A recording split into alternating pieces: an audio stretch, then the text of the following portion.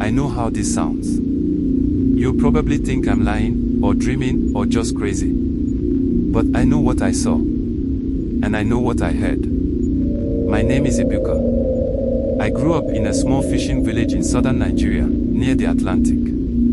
Our people lived by the water. The sea gave us food, and money, and stories. A lot of stories. Some of them were just warnings to scare kids about spirits and sea monsters. But one story, everybody feared it. The story of the goddess of the seven seas. They called her name Miri, Mother of Water. My grandfather said she ruled all the seas. Not just ours, but every ocean, every river that ran into it. He said she could bless your family for generations. But if you disrespected her, she could make your whole bloodline disappear into the water. Just like that. Nobody said her name out loud. We weren't allowed to. If you did, you had to throw salt into the sea and pray. Some people tied white cloth to trees near the shore to beg her for peace. I didn't believe any of it.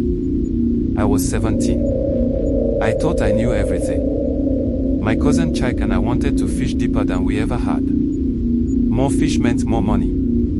He had a girl he wanted to marry. I just wanted a new phone. So we went out early.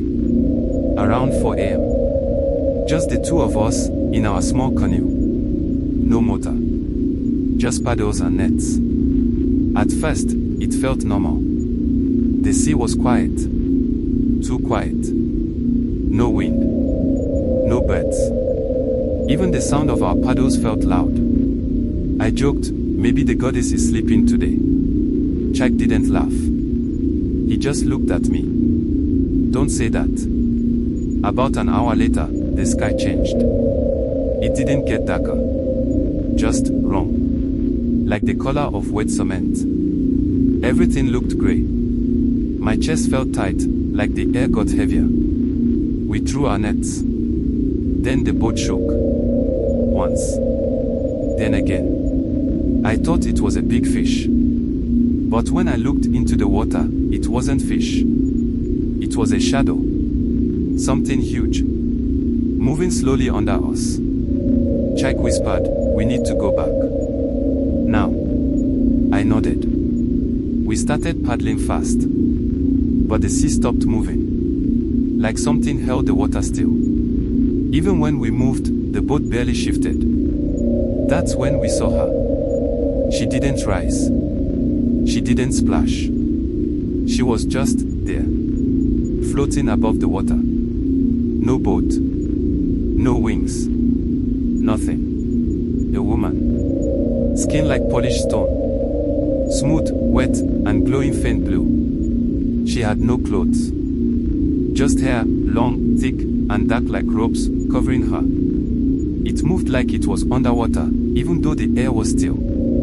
Her eyes were the worst part. Big. Black.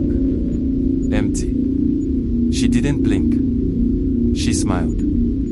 And without her lips moving, I heard her voice inside my head. "You called me." I couldn't move. She looked at me like she knew every secret I had. Things I never told anyone.